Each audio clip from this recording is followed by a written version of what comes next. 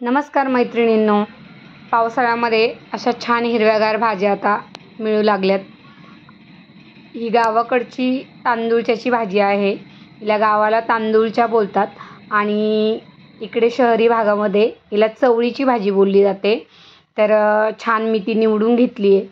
हिला स्वतःचीच एवढी छान टेस्ट आहे की याला जास्त मसाले घालायची गरज नाही आहे। तर मी फक्त एक कांदा कापून घेतला आहे, हिरवी मिरची आणि लसूण घेतला आहे। तर आता कढई गरम करून त्यामध्ये तेल घातले आणि थोडीशी जिरीची फोडणी दिली आहे। जिरीची छान फोडणी तडतडून झाली आणि याच्यावरून घेतला कांदा घातला आहे।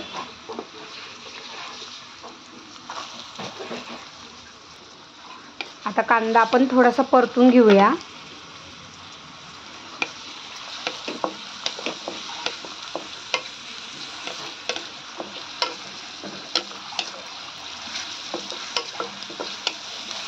कांदा परतून होईपर्यंत लसूण आणि मिरची ठेचून घेऊया।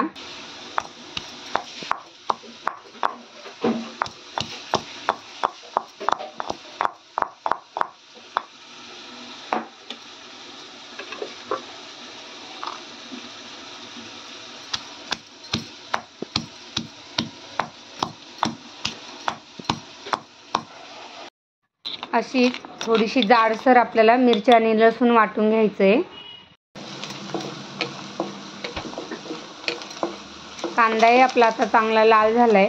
आता यावर आपण ही मिरचीचं वाटण टाकून घेऊया आणि त्याला व्यवस्थित हलवून घेऊया।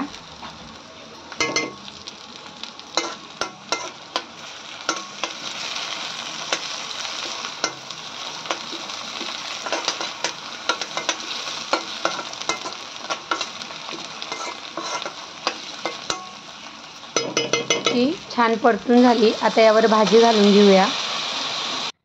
आता कांदा आणि मिरचीमध्ये ही भाजी छान परतून घ्या आणि यावर चवीपुरतं थोडंसं मीठ घालून घ्या, कारण शिजून झाल्यावर ही कमी होते आणि मग पटकन खारट होऊन जाते भाजी।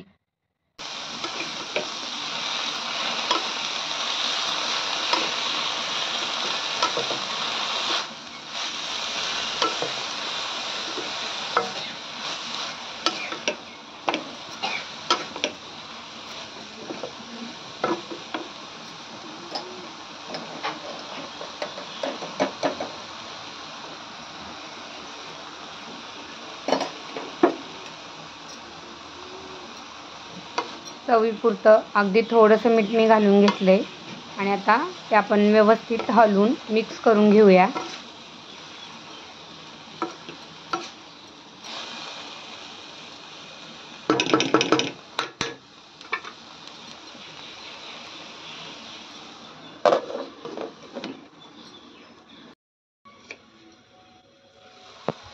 पाच 6 मिनिटं मंद आचेवरती झाकण ठेवून भाजी आपली छान अशी वाफवून घेतली आणि आपली भाजी आता शिजून रेडी झालेली आहे। तुम्हाला वाटलंच तर याच्यामध्ये खोबऱ्याचं वाटण किंवा शेंगदाण्याच्या कुटाचं वाटण तुमच्या आवडीप्रमाणे घालू शकता, पण अशी ही नुसती लसूण मिरचीची भाजी खूप छान लागते, कारण या भाजीला खरंच खूप छान टेस्ट असते।